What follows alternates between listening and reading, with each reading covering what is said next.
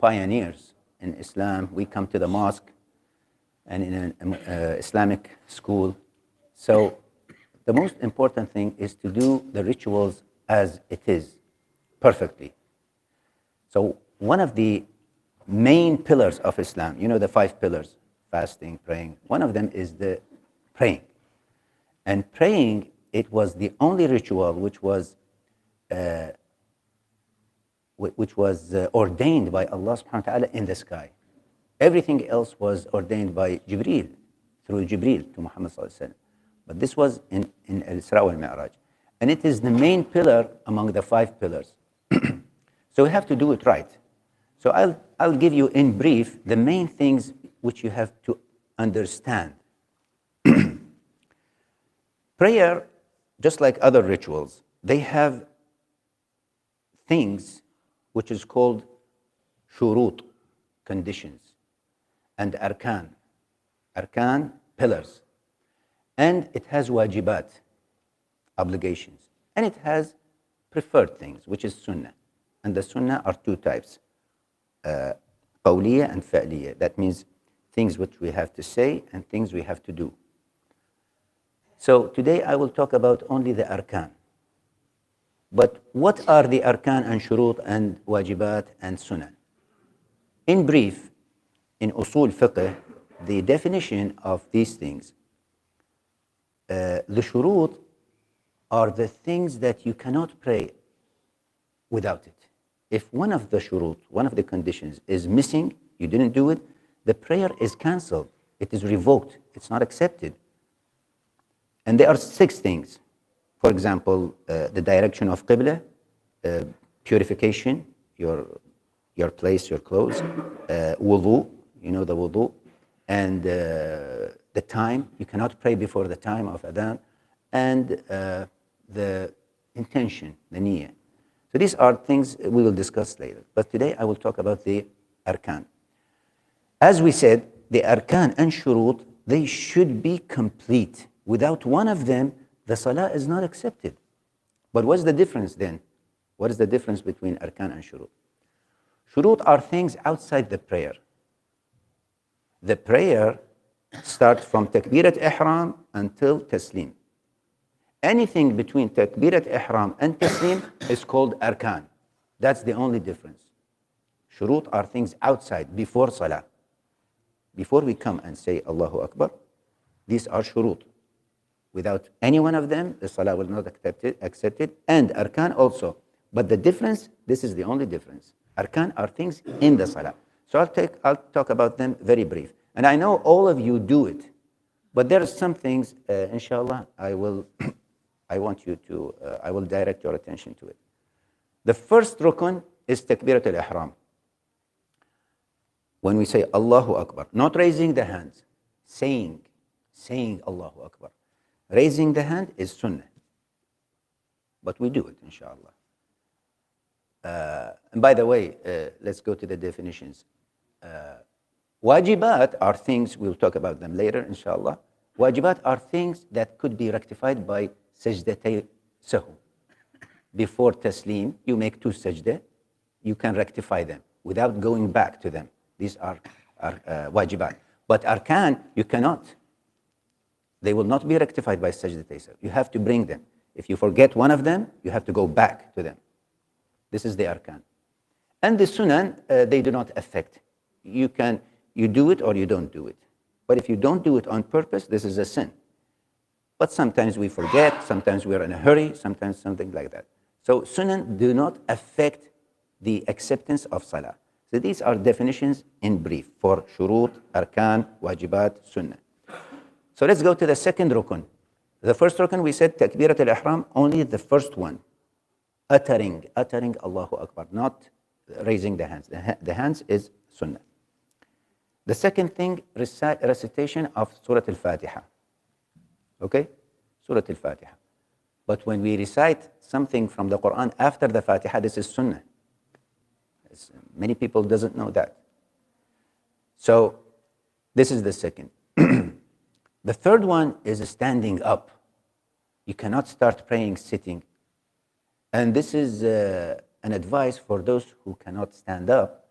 who use the chair, if they can stand up, they have to, and then they sit down. But in the beginning, they have to stand up. They use the chair because they cannot prostrate, they cannot bow, whatever.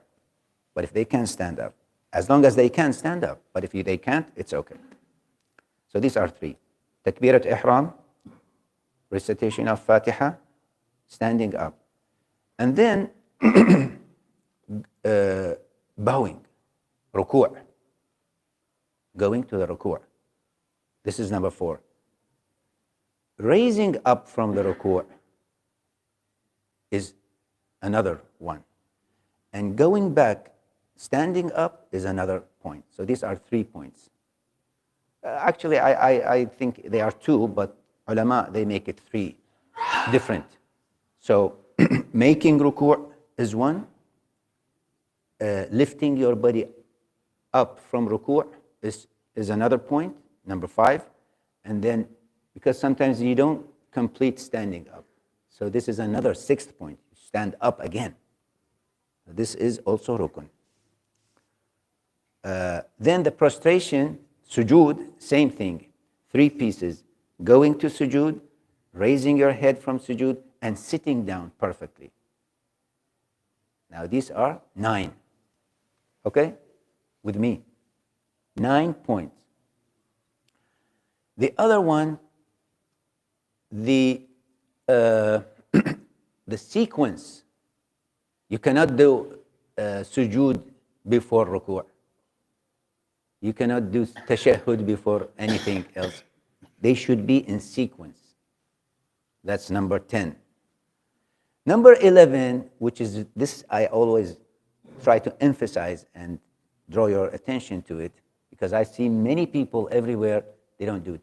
The contentment, al-itmi'nan, in every position, when you are prostrating, when you are bowing, when you're standing, you should stand still even for a second. Sometimes they do just like that. Just like naqr-ud-dik. When they prostrate, their head just touch and come back. And this is not accepted. This is rukun. You should be content. And there's hadith about this. Just like a bird pecking the seeds. So you have to have contentment in every position.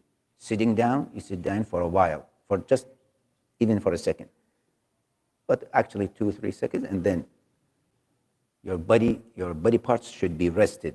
This is itmi'nan. And this is very important for everybody. Because I know the kids, I know my grandchildren, I see them, most of them in your age, they do it like that, fast. But you have to make itmi'nan, contentment in every position. That's number 10. Number 11. Number 12 is the last sitting down, at-tashahhud al-akhir. Not the second one, the middle. The middle is wajib. It could be rectified. If you forget it, you can make sajdatay sahu. But the last one is, you have to bring it, you have to do it. So, sitting down for the tashahhud al-akhir. This is a point, which is 12. Then uttering the tashahhud, Allahumma salli ala Muhammad wa ala ali Muhammad, all this is another point, 13. And 14 is taslim, to make assalamu alaikum rahmatullah, assalamu alaikum rahmatullah. So these are the 14 points called pillars, arkan. Without one of them, the salah will be revoked, will not be accepted. So be careful, we have to know these things, because we are the ones who teach others, and we always come to the mosque, so we don't waste our efforts. Otherwise, it's not going to be accepted. And Rasulullah ﷺ said, if anyone did something, let him do it good. فَلْيُتْقِنُهُ. So this is the best thing to be, and this is the most important things in our life, as-salah. This is the greatest pillar in our 5 pillars. After the shahada, actually. The shahada is the first, and the second is salah. And salah is very important in our life. So we ask Allah subhanahu wa ta'ala to teach us what benefits us and benefits us from what we learn. We ask Allah subhanahu wa ta'ala to grant us Jannah with no torment, with no account. سبحانك اللهم وبحمدك نشهد أن لا إله إلا أنت نستغفرك ونتوب إليك. جزاك الله خير يا شيخ. وإياكم حياكم الله يعطيك العافيه أجمعين. غالي. كيف حالك؟